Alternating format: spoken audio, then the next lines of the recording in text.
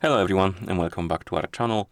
In front of me I have OPPO Watch X3 and today I'm going to show you how to turn on this watch. So let's get started.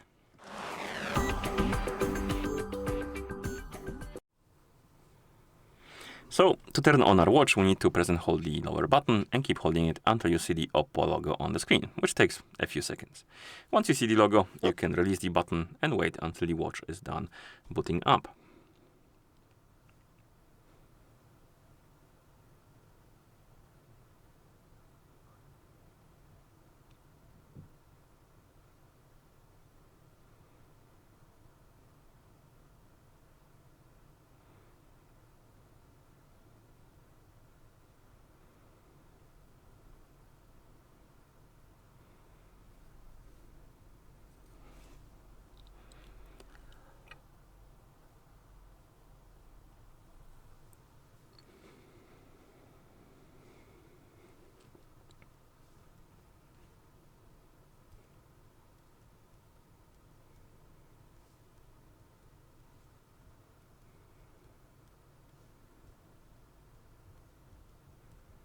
Okay, this took a while, but as you can see now we're in the system, and that's how you turn on this watch.